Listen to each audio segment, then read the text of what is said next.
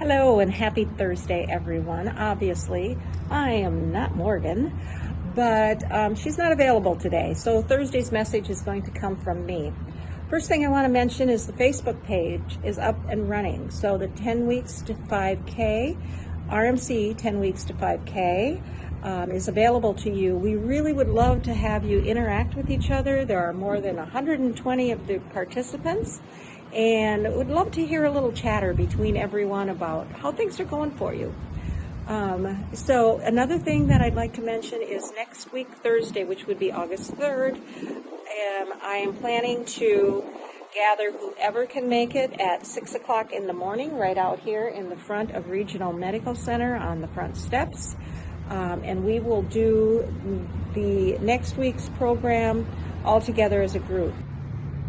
One thing I've mentioned previously in terms of motivation is that we believe in ourselves, first of all, when we look at our past successes, and we all have them. It doesn't necessarily have to be in the physical challenges, but we have all done hard things throughout our lives. And we look back at those and we realize how powerful we really are. The next thing is we look at people who we can relate to as role models for us, and we all have people who inspire us and keep us motivated. I want to just share a little story about my sister. I actually have 8 sisters. I'm the 7th one. My next youngest sister, at the time when she was 58, she had been biking and running and competing in that way, and she decided she wanted to do a triathlon. Now, growing up, we were out on the farm, and we didn't get to do much of anything because we didn't have much money, and we were out in the middle of nowhere.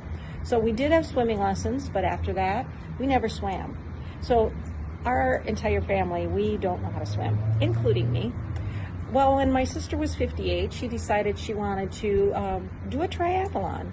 So she started out in the pool, gripping the edge of the pool. This is not in this area, back home where I grew up. And she had someone who tutored her in swimming.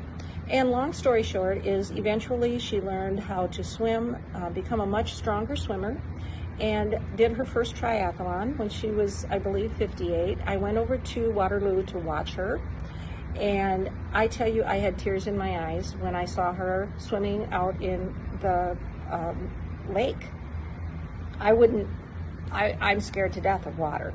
So I was absolutely inspired by her and the fact that she was not too old at the age of 58 to learn something new. And since then, she's done multiple sprint triathlons, and she continues to do them. She's now 63 years old, so never too old to learn something new. I don't choose to learn to swim, so you be you. But one of her mantras was, she would say, I didn't come this far just to come this far. And that was the thing that she said she'd keep in her mind when she felt like giving up, was saying, I didn't come this far just to come this far. I, to this day, use that mantra for myself. And I hope that it helps you to keep on pushing on when things become a little bit tough.